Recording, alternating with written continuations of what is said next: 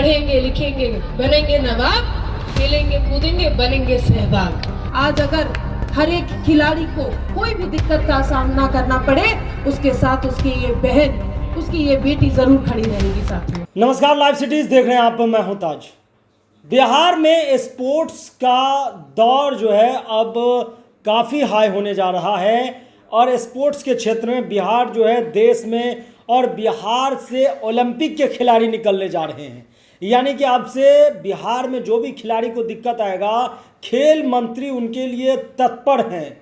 ये तमाम बयान जो है आज बिहार सरकार की मंत्री यानी कि खेल मंत्री श्रेयसी सिंह बताई हैं कि उनके खेल मंत्री बनने के बाद वो बिहार में स्पोर्ट्स के क्षेत्र में क्या क्या करने जा रही है।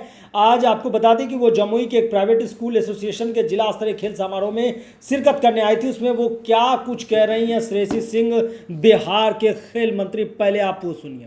पढ़ोगे लिखोगे बनोगे नवाब, खेलोगे कूदोगे बनोगे खराब। बड़ा अफसोस लगता था सुनकर, मन में खेल के प्रति जो प्यार था, मैदान में जिस तरह से खेलते थे और घर आकर समाज में इस तरह की बातें सुननी पड़ती थी।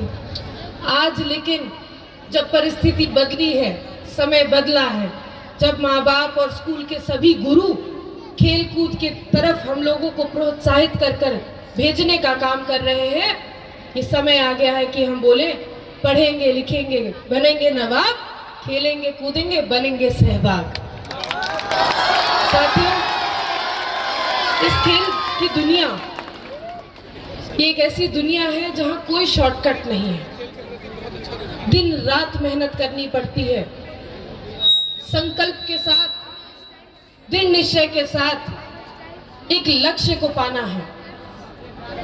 और वो लक्ष्य हर खिलाड़ी का ओलंपिक गेम तक पहुंचकर भारत का प्रतिनिधित्व करना और उस सर्वोच्च खेल पर भारत के लिए पदक जीतना, ये हर एक भारतीय खिलाड़ी का सपना होता है।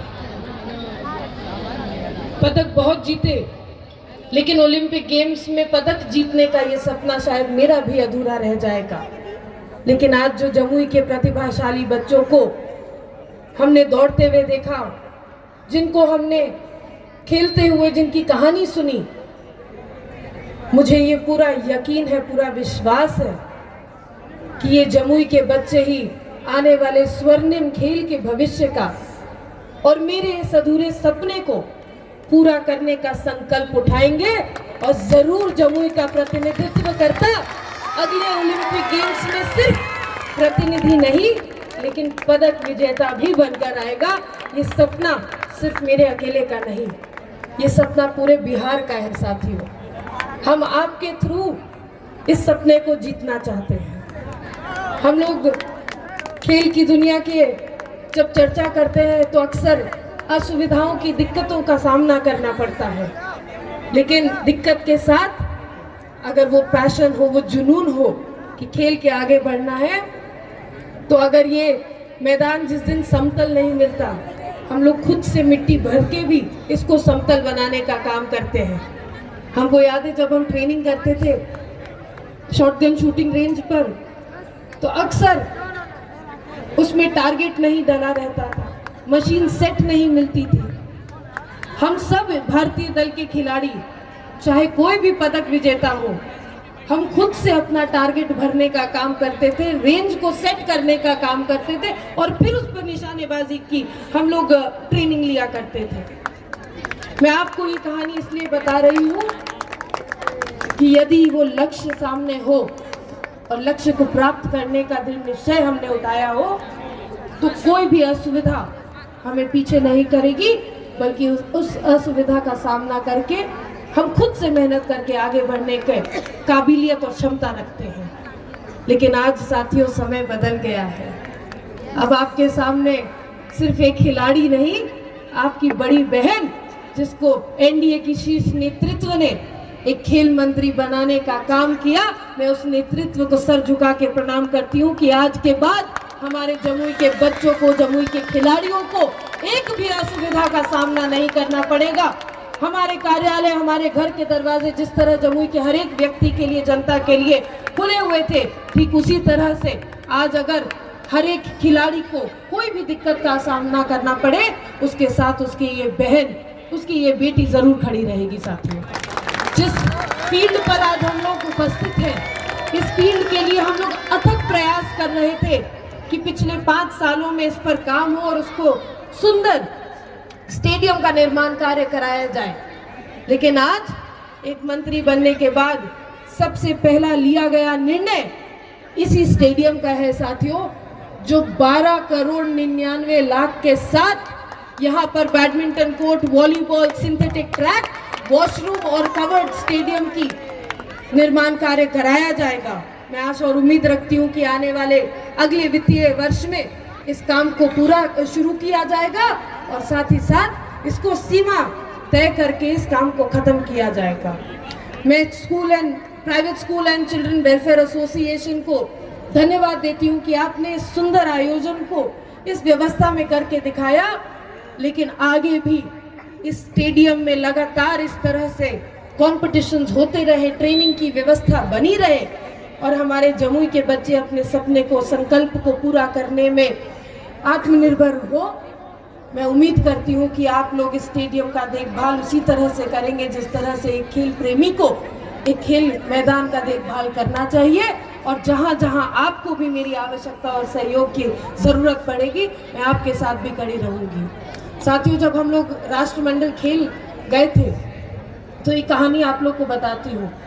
कहानी इसलिए सुना रही हूँ कि आगे जब है तो हम खुद कहाँ जा रहे हैं, हम अपने समाज को, अपने घर को अपने साथ लेकर चल रहे हैं कि नहीं, ये सवाल अपने आप से ज़रूर पूछिएगा।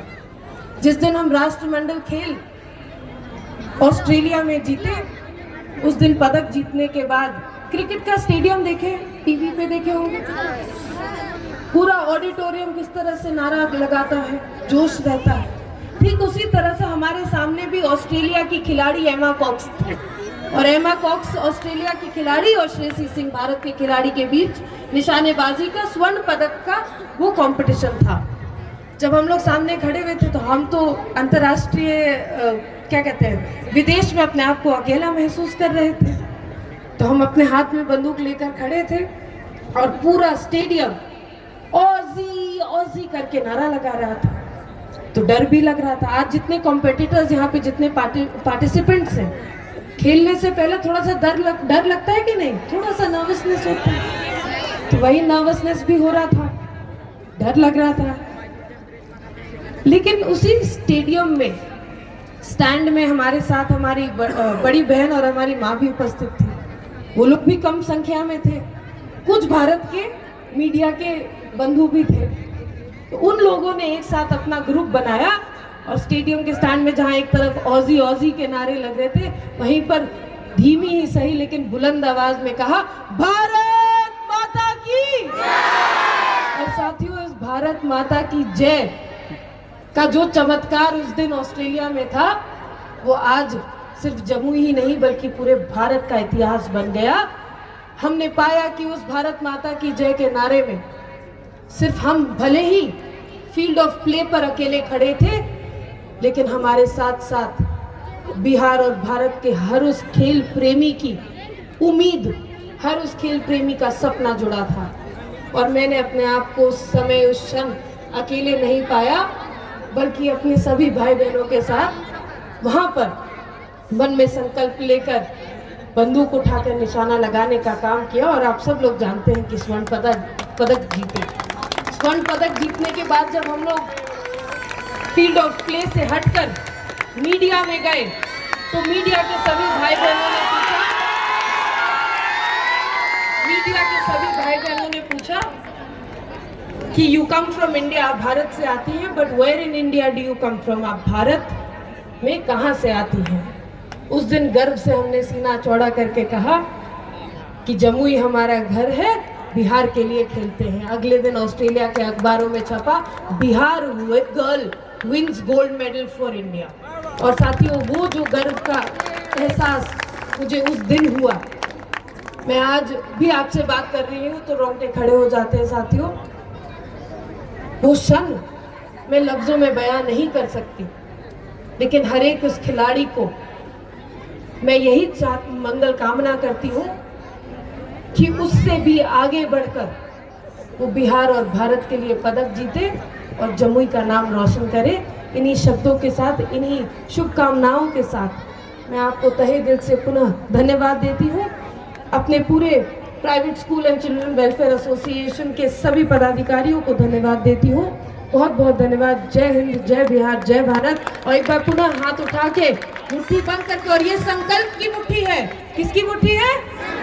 संकल्प के साथ कहिए, भारत माता की।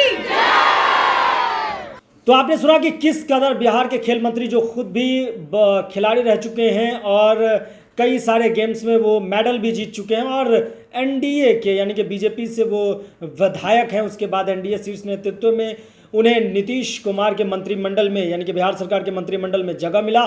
इसके बाद श्रेयसी सिंह अपने अनुभव जो खेल स्पोर्ट्स ग्राउंड का है, इसके बाद वो तमाम जो गेम्स खेली हैं उनका जो अनुभव है और स्पोर्ट्स के क्षेत्र में जो भी वो कुछ जानती है, वो कह रही है कि हम बिहार में उसको इम्प्लीमेंट करने जा रहे हैं। लेकिन सवाल एक और उठ रहे हैं कि बिहार के लोग यानी कि बिहार में खेलने वाले बच्चों को उनके आसपास के लोग, घर के लोग, रिश्तेदार ठीक से खेलने नहीं दे रहे हैं। आपको बता दें कि 10वीं 12वीं तक जो लड़के अच्छे खेलते हैं, बाद में उनको किताब थमा दिए जाते हैं और कहा जाता है कि पढ़ोगे लिखोगे तो बनोगे नवाब, खेलोगे धूपोगे तो होगे खराब। लेकिन श्रेयसी सिंह ने इस नारे को डायरेक्ट बदल दिया। उनका कहना है कि पढ़ोगे लिखोगे तो बनोगे नवाब, लेकिन खेलोगे धूपोगे तो बनोगे सहवाग। यानी कि वीरेंद्र सहवाग जो क्रिकेट के विस्फोटक बल्लेबाज रहे हैं, उनका चर्चा किए। तो बिहार के लोगों को अब अपना मनसा बदलना चाहिए।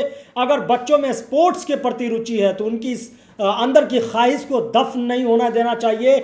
और बिहार जैसे राज्यों को यानी कि देश में सबसे कम ओलंपिक में अगर कहीं से कोई जाते हैं इंटरनेशनल लेवल पर, नेशनल लेवल पर, तो वो बिहार से जाते हैं। तो हमारा बिहार जो है स्पोर्ट्स में तभी आगे बढ़ पाएगा जब लोग जो है अपने अपने घर से लेकर जिला, प्रखंड और पंचायतों में भी रुचि लगाएंगे और सरकार स्टेडियम बनाने के लिए, स्पोर्ट्स इंडोर गेम सब चीज़ बनाने के लिए तत्पर हो और लोगों को भी जो है तत्पर होना चाहिए। तभी बिहार स्पोर्ट्स में नंबर 1 बन सकता है। तमाम खबरों के लिए लाइव सिटीज के साथ आप बने रहिए। अगर यूट्यूब पर देख रहे हैं चैनल को सब्सक्राइब करें, फेसबुक पेज को लाइक करें। धन्यवाद।